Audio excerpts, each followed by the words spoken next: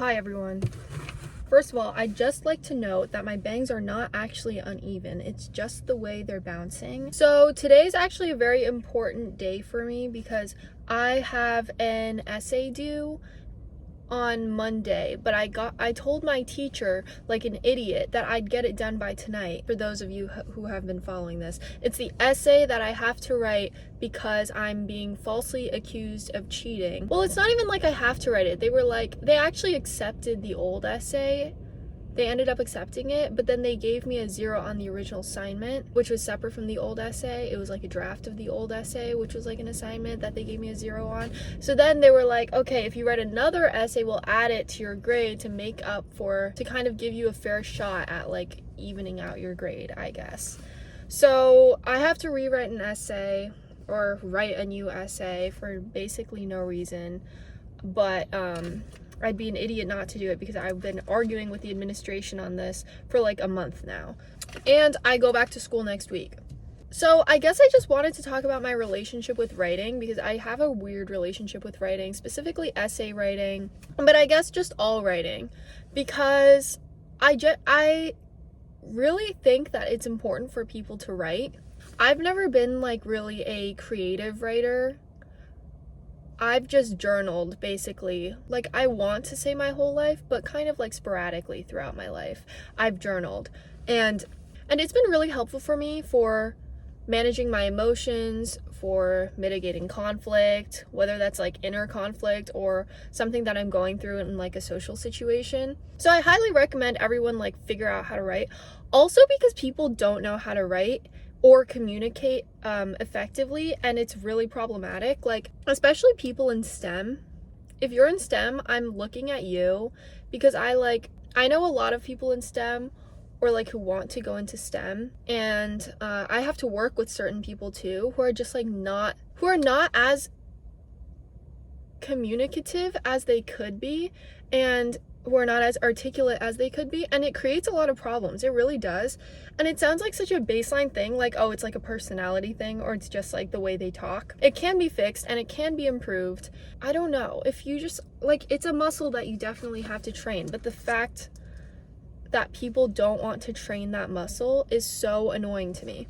But I, like, as someone who really likes to write, I'm not gonna say never because I could totally imagine myself like writing creatively, but right now I'm not really in a place in my life where I could write creatively, like at least not fiction. The best creative work that I've been able to write is creative nonfiction, like narrative style prompts. Sorry about the wind. It's like really kind of scary outside. I don't know. It was really warm this week too, and now it's just like going berserk out there. So anyway, I'm supposed to be writing an essay right now. And instead of writing an essay like a good student would, I am talking to you about how much I don't want to write the essay and about why you, though, should be writing your essays. So I'm essentially being a hypocrite, if you didn't catch that. I'm not writing my essay, but I'm telling you to go write your essay and to go write more in general. Well, I'm studying English right now at a community college, and I plan to do linguistics. Maybe English if I can't get into like a good program, or like if I just find an English one that I like better. But something in that realm. But I have always like struggled. I was just talking about this the other day at like a dinner with my friend and his parents. I have always struggled with reading efficiently because I am so like, I don't know if it's because I'm multilingual and because there's just kind of like a cultural confusion in my brain. I definitely think that's part of it, because some part of it like has to like remember to be in English, which doesn't even make sense because like English is my best language, but it's just like, I think just growing up around different languages just made me like have to be like, wait, like what am I actually reading right now? So I'm like, as I'm like reading a text, like even though it's in English, I found like in the last 2 years of high school when I was taking like AP English, I found that I was just overthinking like each word and being like, wait, I've heard this word before, and like I don't know how to articulate it. It's a really hard feeling to. Okay, I digress. So I'm a slow reader. I'm also an extremely slow writer because I think I've just grown up with being very careful of nuance and articulation because of my, I guess, multilingual background. Because there have been many times where I've just said, okay, this means this, but in reality, it meant something like more specific, or like this only in certain cases. That's such an abstract way of explaining it. I'm sorry, but yeah. So like I've struggled with like, not struggled, but I've tried very hard to be very specific in the words that I use, and knowing exactly what words mean and knowing what rules to apply. It also just makes me like a complete grammar freak. I'm like so obnoxious about it. If someone like, I don't know, like you want me to read your essays because I will be very harsh, but you do not want me to read your essays because I will be very harsh. So this essay, I've been trying to write for like a few weeks. I had like a month to do it because they assigned it to me at the end of the break because this whole debacle was at the end of the semester, and they were like, okay, well, we'll just give you an incomplete grade for now. You write the essay, you submit it by the 19th. Today's like the 17th. So I've been like trying to write it. I've been thinking about like my thesis. I've been thinking about and it's on Beowulf. Now, Beowulf is an Old English epic. This is way too much context. You don't need any of this, but I'm going to tell you anyway. Beowulf is an Old English epic that is, written in Old English, except they had us read it in a translated modern English version. But the prompt, there are multiple prompts, but this was the easiest one because the other ones you have to analyze more than one story. The prompt is analyze how like sound patterns say something about the cultural meaning of the text, or send some sort of cultural message. I don't even remember the exact prompt. It's something to that effect, which honestly makes zero sense because if I'm reading a translated version anyway, like the sound patterns aren't going to be the same, but whatever. I'm just like running with it. I'm using the sound patterns of the translated version, or that like I assume carried over to the translated version. And I think so deeply into everything. I remember one of the reasons why my teacher claimed that, or like my teacher thought that I cheated, was because I made too many like sweeping claims. She was like, you make too many assumptions in this. And I was like, that's not like, that just means it was a bad essay. It was like poorly written and just too general for your taste. But that doesn't mean that I cheated. Whatever. I'm getting so off topic. What was I even saying? I was talking about like why you should write essays, why you should write. Yeah, so I'm writing about Beowulf, and a prompt like that where you have to analyze like sound patterns and what they tell you about like the cultural context of the time. It's definitely like an English muscle, but it's a different type of English muscle. There are just so many different types of writing. I've definitely done things like that before, but it's kind of hard to answer that kind of prompt without making some sort of general cultural claim. And there's nothing to like cite. She's like, and you're not supposed to like do any research on this. You're just analyzing the text. So I can't even like cite things and say like, well, at this time culturally, like, so it's just a very hard thing to do. But I think I have like a general idea of what I'm gonna say. So long-winded way of saying that I'm procrastinating and I'm telling you why you should write and telling you what I think about writing instead of actually doing it. You know what? I'm gonna start over basically because I just went off on like a tangent, and that was just like completely unrelated to what I even wanted to talk about. So I think journaling is very good for a lot of people, and I think it makes you more articulate. I think it makes you manage your emotions better. I think it makes you problem solve, makes you reflect on like a greater purpose, on your life, on what you're doing. It makes you incredibly self-aware. And if anything, I probably should stop journaling because I'm too self-aware. And this in and of itself, like making a video, is a format of journaling. It's just a video journal. So I don't even know why. So lately I haven't really been writing journaling. I've kind of just replaced it with this. So every time I have the urge to like go and journal, I'll just make a video instead. And that's usually at least like twice a week. But every once in a while I'll still like whip out my paper journal and just jot some things down in there.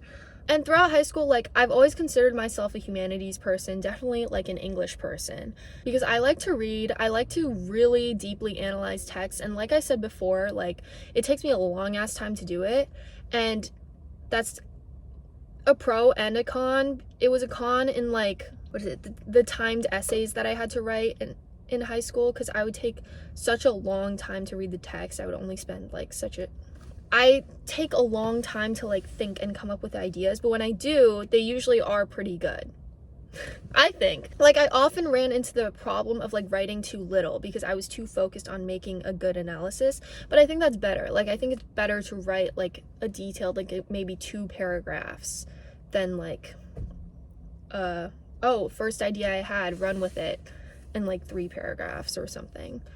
So that was, like, the kind of student I guess I was in an English classroom. And so I wrote a lot of essays like that, and not all of them were timed. I obviously had some take-home essays where I would have to analyze, like, a literary text. That I tend to do way better on, just because I can spend time and, like, think about my word choices and stuff like that.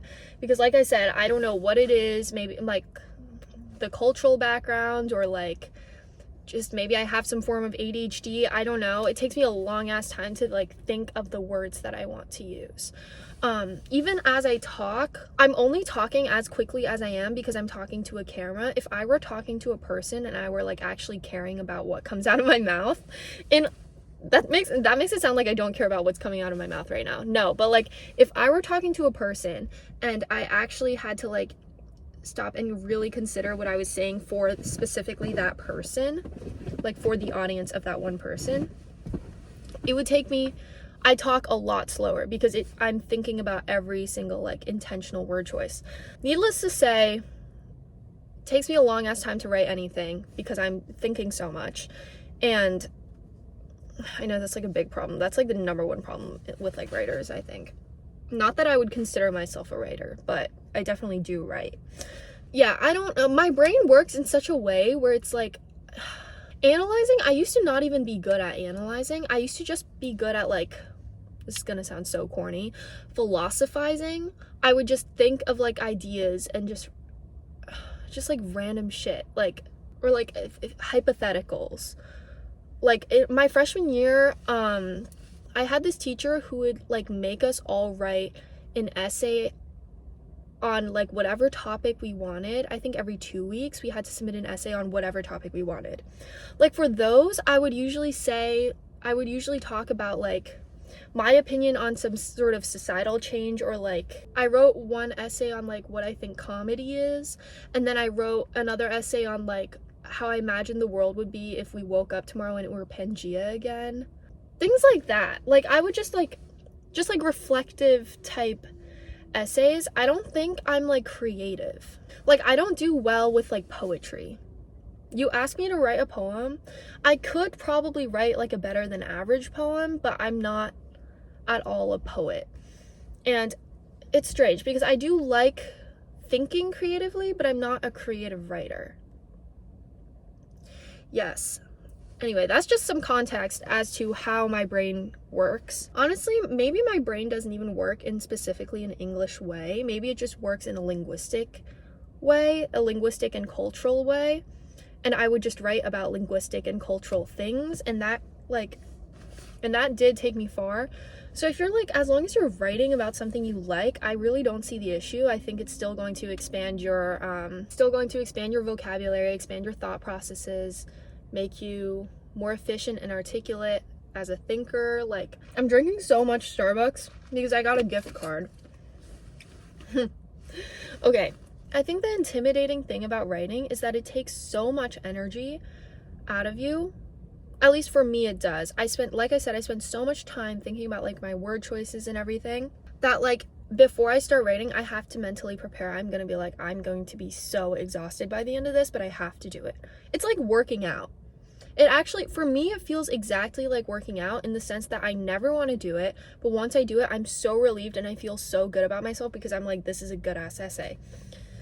But it's such a pain in the ass to, like, get up and do it. I've heard some very interesting perspectives on creative writing, specifically from, like, actual authors, where some people's process processes are like, oh, I just write whenever inspiration strikes. And then others are like, no, it's a muscle you have to train. I write like 6 pages a day. Or I think it was like Stephen King or something who said that. He was like, I have to write 6 pages a day. And that's how I churn out these books so quickly. And I make sure every day, I make sure that those 6 pages I do write are like really good 6 pages. Very polished, not just like I'm writing it all in one. No, I'm like sitting there thinking about it, and it takes me 1 day to write 6 pages. I think Haruki Murakami has a similar process. He thinks of it definitely as training a muscle. He's like used running as a metaphor for writing many times. I know because I read his memoir on running and writing, and that memoir is like really interesting. I highly recommend it because he does have like a really unique perspective on it, since he never grew up like wanting to do it or like particularly enjoying it. The idea just kind of came to him one day in his like 30s. He was like, you know what, I'm gonna write a novel. And then he just sat down and did it. Yeah, I've like taking all of those perspectives into account. I definitely think I'm more of the Murakami type, where I need to, like, I can't just wait for inspiration to strike. This is just what I need. This is not what I want to do, but in terms of what I need, I definitely should be sitting down like every day and trying to write a few pages or something. Whether it's for like journaling, whether it's for like a novel, whether it's for an essay.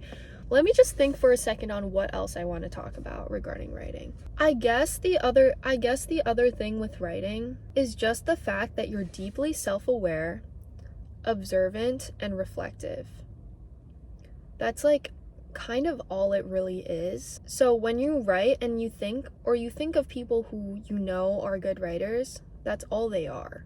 The reason they can pick metaphors and words that just perfectly encapsulate how you feel or how they feel is because they're just so self-aware, reflective, and observant. So I think you could write to become those things, but I think in order to be a good writer, you also need to already kind of be those things or have the mindset to become those things. Other than being like multicultural, I've never really been in an environment that would have fueled me to like read or write a lot. But I think the reason that like the moment I did start, I was already pretty good at it was because growing up, I was so self-aware and so like just observant and conscious of everything. And so I was kind of forced into that mindset, even though I wasn't like practicing it from a young age. This is not to say, this video probably makes it sound like I'm like the best writer ever. I'm not a great writer. I don't think I'm a great writer by any means. I know that I'm an above average writer, and I know that I can think in a literary way, and I can analyze text and media deeply. That's like all I have as my qualifications to make this video. When I'm thinking about writing my long ass essay, like I think deeply about everything. It's not just like, I think deeply about what people say to me, how people act, my environment, both like my natural and social and cultural, just everything, all environments. Before I sit down and write any essay, I already have something that I've been thinking deeply about. And so when I go to read the book or the poem or whatever that I'm supposed to be analyzing, I can see myself and my environment in the book. So it's so easy for me to analyze it. The people who don't think critically about their environment, the people who don't think critically about themselves, just look at a story and are like, this is just a story, because they haven't been thinking about anything else. Even in their own story, their own life, they don't think critically. So it's like, yeah. So I think in order to analyze books and media well, you have to be very self-reflective. You have to start with your own life, basically. Which starts with journaling. I pull everyone apart in my journal. Whoever you are, I will probably be writing about you if you had some sort of impact on me. Or at least thinking about it in a reflective sense. You know what? Like, if you don't want to write, it's okay. You live in the 21st century. Why don't you start a YouTube channel? Even if you don't make the videos public, or you can just start like a private video diary. It doesn't matter. like something to kind of reflect and record how you feel and just the people you've met and your life experiences is so beneficial to just being a more articulate and reflective person. Like, yeah, I cannot emphasize this enough. Or you can talk to people who are reflective, who have incredible self-awareness, who would be the type to either journal or to make a video essay. If you can't bring yourself to do either of those two things, then talk to someone who can and kind of use them as your journal, if that makes sense. I mean, not use, but you know what I mean? Like, because I think a lot of people, like, if you're extroverted, I know people who are extroverted but don't do those things, but are still kind of self-aware because they're extroverted, because they want other people to like them. No, but honestly, I don't think it's the same. I take that back. You can get caught up in so much, and it's not just you and your own thoughts. You just get caught up in their thoughts, and then you could easily get distracted by like gossip or like something that isn't reflective of just your own thought process. Okay, so no, maybe don't talk to someone, or go to therapy. If you want to just talk to someone, go to therapy. Okay, those are probably my 3 that I'm gonna land on. Written essay, video essay, therapy. Or written essay as in journaling, video, or just talking to yourself, I guess, but I feel like that's a little bit like hard for a lot of people to do. And therapy. Those are all like reflective processes. And you could definitely benefit from being reflective. I don't know. I have a hard time thinking about whether people nowadays care too much or care too little, because our generation, like everyone knows, is the most aware generation ever, and we all do overthink, and we all have like a bunch of mental health problems or whatever. At the same time, people are just lacking empathy. Like we care a lot, but we lack empathy. It makes no sense. I think it's because we care a lot about other people, but we don't care enough about ourselves. And in order to care about yourself, I think you need to do some reflecting. That's a good place to land, I think, for this video. So, okay. Hopefully that's made some sense. That did kind of motivate me to do my essay, so I did get something out of this. I do see myself or some sort of situation I know in nearly everything I read or watch. I do think very deeply about things to the point of being pretentious. That's the other thing. Actually, I'm not done with this. Sorry. One more thing that I want to say. Don't be scared of being pretentious, especially if it's just with yourself. Like, just start being pretentious with yourself. If what I mean by pretentious is people are like, oh, I'm scared to analyze something or like reflect or say that I'm trying to improve myself because I feel pretentious and like I'm becoming a literary snob, or like I don't want to talk about motifs and use like all these buzzwords. You don't have to do that. Like, pretentious is kind of fake. It's kind of a made up word. If it's representative of your true self and you're not doing it to show off and you're just saying what you think because you genuinely do get some sort of message or idea from something that you read, what is so pretentious about that? What is so pretentious about thinking critically about something to the point where you can articulate yourself in a really specific way? That's not pretentious. That's just being reflective and being educated enough to say exactly how you feel about something. So I don't know, pretentious is so fake. And if you're scared of like analyzing things in front of other people, like, I get it. I would freeze up so many times in Socratics, like throughout high school, because of this, and I was scared of being pretentious. Don't analyze in front of other people. Just write it down in a journal, talk to a camera, talk to yourself in the mirror, talk to your therapist, do something. Just make sure to put it down somewhere so you're at least like practicing saying your own ideas. It's just really like, if you don't say any of your ideas, if you just think them and don't jot them down anywhere, you're not getting anything out of them. Even if you remember them, you're not getting anything out of it, because the whole point is to explore it. And you can only really explore it if you can think about it beyond just an abstract like bubble in your head. You have to put it into words. You can't explore it if it's not in words or images or something tangible. I guess you could, but it won't manifest into reality the way it could. This is like obvious. I don't know why I'm telling you that. I'm just thinking out loud. See? I'm just using this as my little journal. So sorry if I'm obnoxious, sorry if I'm pretentious, sorry if I'm like stating the obvious over and over again. I know I have no original ideas because everything has already been said before, and there are like so many people on this planet, so I'm not really an original person, I know. But let me record what I want to record, okay? I'm allowed to record what I want to record for myself because I want to explore my own ideas. I want to be reflective. So should you. You should also want to do those things. Anyway, those are my thoughts on why you should write more, why you should record your thoughts in some sort of way. And that's it for this video. I'm probably going to go eat now because I'm really hungry. Then I'll go write my essay and I'll let you know how it goes in the next video, maybe, unless I forget, in which case I won't. But yeah, that's it. Okay, thanks for watching. Bye.